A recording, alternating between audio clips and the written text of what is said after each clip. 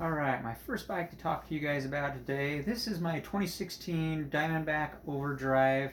It is actually an XE version, XE 27.5 Diamondback Overdrive. It's just like the basic Diamondback Overdrive. However, this one came from Dick's Sporting Goods. They were offering the XE version for a little while. And to start with, I just want to kind of tell you a little bit about why I got this bike. So I've been mountain biking since the mid-90s. And I've had multiple bikes in that time. I've had ridden GTs, Konas. I had been riding a 2014 Giant Trance 3, which I absolutely love. Absolutely phenomenal bike. However, my wife got a lung transplant, and in that time we were living in North Carolina. And while in North Carolina, we took very minimal things with us and moved clear across the country. And I got out there, and so I didn't take my bike with me, and I really, really wanted something to ride. I didn't have a lot of money, and so actually, if you look around, you can find Diamondback Overdrives. They're usually about $600. This one was actually on sale at Dick's Sporting Goods for $299.99, so $300. And like I said, I really wanted a bike to ride. I knew where some trails were there in North Carolina. I found quite a bit because I had been doing a fair amount of trail running while I was there. And like I say, I just had looked around. I didn't want a department store bike, obviously, but I wanted something that was a little bit more reliable than that. And I found this and just couldn't pass up on the deal. And actually, I have to be honest with you, I'm completely surprised by how it performs. Is it right like my YTGFC or my Giant Trance? No, it doesn't. But is the funness factor there? And that absolutely is. You know, when I first started riding in the mid-90s, bikes weren't like they were now.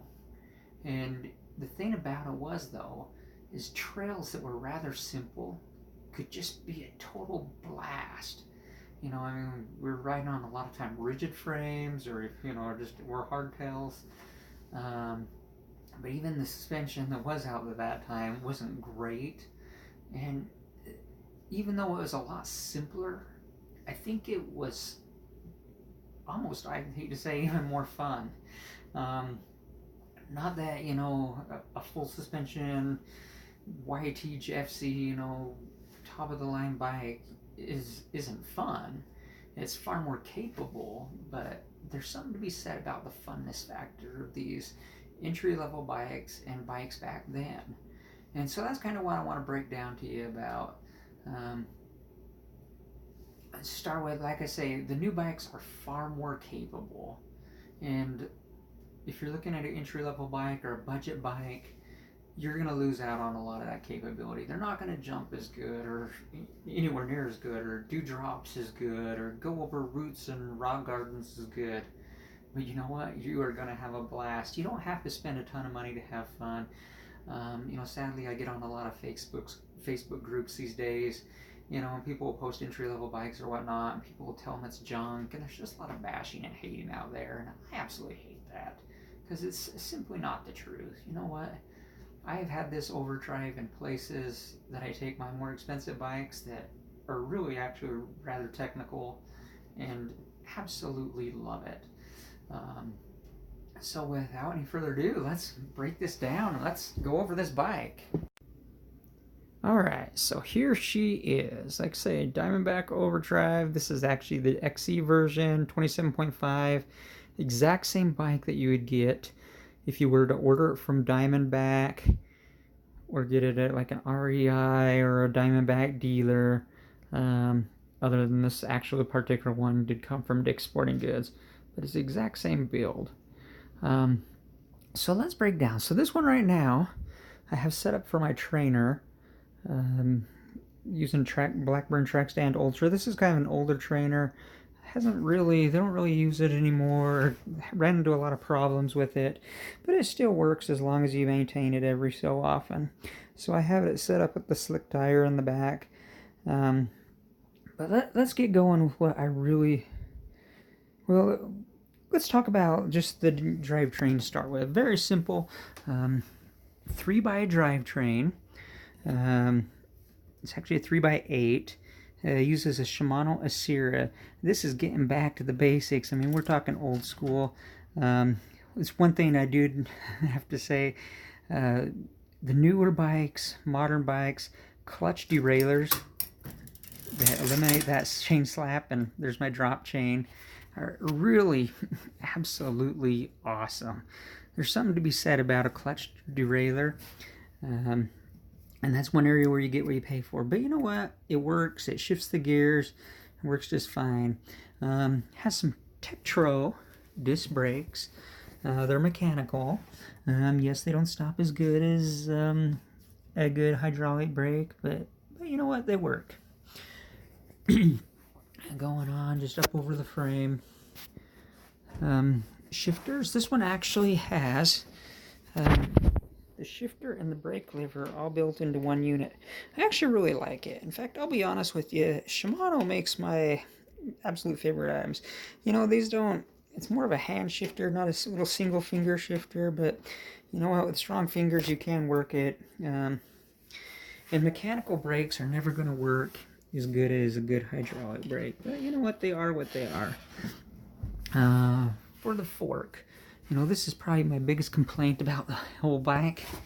I really wish that they would have spec'd this with just, you know, a rigid fork. This is even, you know, even the entry-level forks we rode in the 90s. This is pretty poor quality.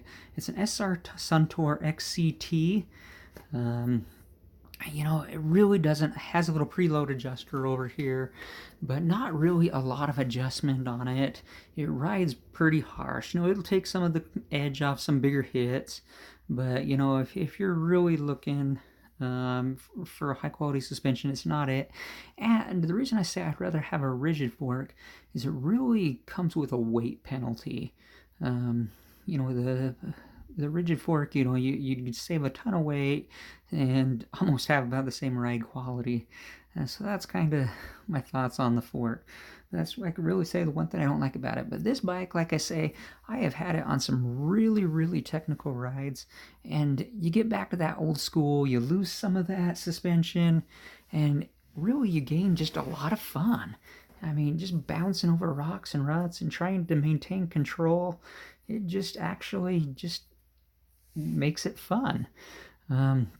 It doesn't have a dropper post, and I'll be honest with you, dropper posts have their place, but you know, on a bike like this, I really honestly don't know that you need one. You can drop the seat post down with the clamp and do what you need to do with it. So some changes or upgrades I made with this bike. When I was riding in North Carolina on the trails there, a lot of time I'd get out and I really wouldn't know where I was. So I actually did put a phone holder on it. You know, I would never do this with one of my more expensive bikes, but I was running with GPS a lot on the trails, and I would actually just put my phone in there and I could see where I was going, see where I had been. I could get back to the truck without getting lost. You know, the East Coast is just all trees, and it's really easy to get turned around and not where you're at, know where you're at there. Also, one thing I like about this bike, the simplicity of it, I've set it up so that I can ride it without my pack. You know, a lot of guys, you know, hydration packs are kind of going wayside. You know, more fanny pack is the way to go, or strapping things to the bike. This bike, I actually have strapped things to it. I have this little holder here. In it, I have some tools, patch kit, a little bit of food, the next spare tube, and things I might need if I get into get a flat tire or something on the trail. I also am going old school and have a pump on the side, and pump those tires up if need be, and my water bottle cage.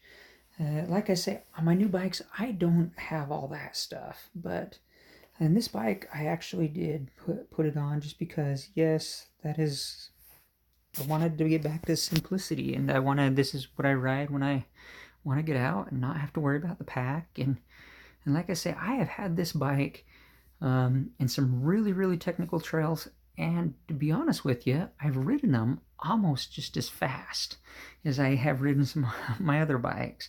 You know, I don't descend as fast, but this old school geometry, you know, you hear a lot about geometry in new bikes. This old school geometry, you know what? It climbs good. It's quick steering. It really does climb good. The 3x drivetrains, like I say, we dropped the chain there earlier. They have a wide range and they really actually function. And it's kind of amazing when you're in tight areas and trees how fast you can get around stuff in those tight switchbacks. It can really be a bundle of fun. So I was saying, on a side note, Diamondback actually has recently undergone some changes in ownership. What that's going to mean for Diamondback, I'm not really sure. It has me worried a little bit about like warranties. I was actually looking at buying a really higher end Diamondback Overdrive 29er that I just had on sale on Jensen USA. It was carbon fiber frame. It just really looked phenomenal.